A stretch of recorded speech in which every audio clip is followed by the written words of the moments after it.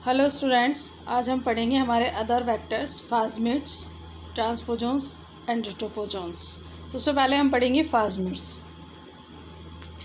Plasmids क्या है? Plasmids जो हैं वो उनको प्राकृतिक तरीके से निर्माण किया जाता है। बैक्टीरियोफेजेस जो होते हैं उनके गुणों को प्लाज्मिड के साथ जोड़ के बनाते हैं।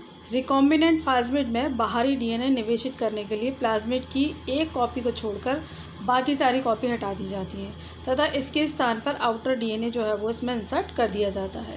इस रिकॉम्बिनेंट डीएनए को बैक्टीरियोफेजेस में पैक कर दिया जाता है और जीवाणु कोशिका को संक्रमित करा दिया जाता है। यानी कि रिकॉम्बिनेंट डीएनए को बैक्टीरियोफेजेस में डालेंगे और बैक्टीरियोफेजेस जो है वो बैक्टीरिया को इन्फेक्ट करेगा। तो इस तरीके से जो प्लाज्मिड्स है उनका निर्माण होगा।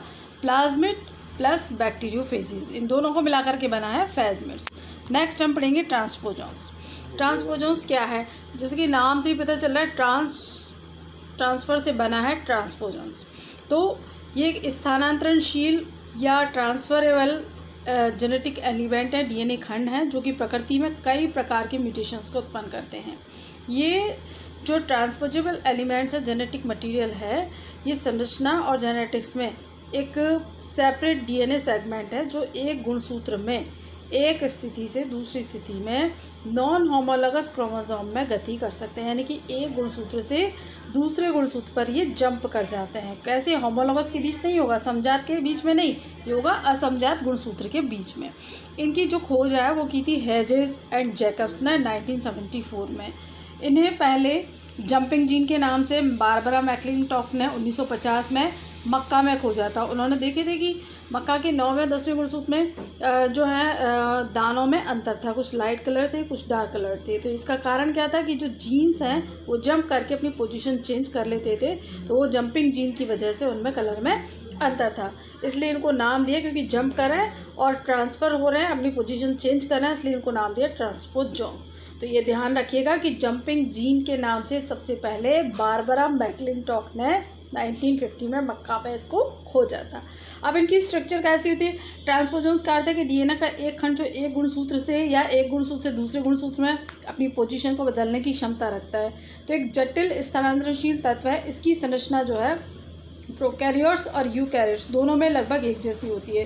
प्राय 2000 बेस युग्म लंबे होते हैं जिन पर कि प्रतिजैविक प्रतिरोधी जीन जो है वो उपस्थित होते हैं। इनके सिरों पर निवेशन अनुक्रम यानी कि इंसर्शन सीक्वेंसेस के समान तत्वों की आवृत्तियां होती हैं। ये आप डायग्राम में जैसा कि देख रहे हैं,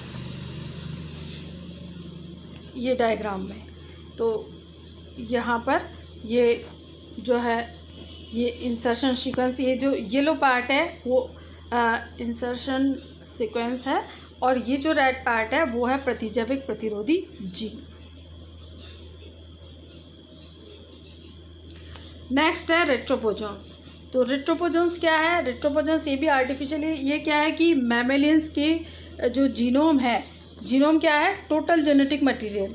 ये इंडिविजुअल भी हो सकता है और पूरी धरती पे या बायो में जितना भी लिविंग जेनेटिक मटेरियल जो है वो जीनोम कहलाएगा। तो मैमेलियंस के जो जीनोम है उसमें कुछ डीएनए सीक्वेंसेस होते हैं जो कि आरएनए के अणुओं से रिवर्स ट्रांसक्रिप्शन के द्वारा बनते हैं। ट्रांसक्रिप्शन क्या होता है? डीएनए से आरएनए का बनना, है ना। और रिवर्स ट्रांसक्रिप्शन क्या है? अगर हम इसको उल्टा कर देंगे, आरएनए से डीएनए का निर्माण, तो ये रिवर्स ट्रांसक्रिप्शन कहलाएगा।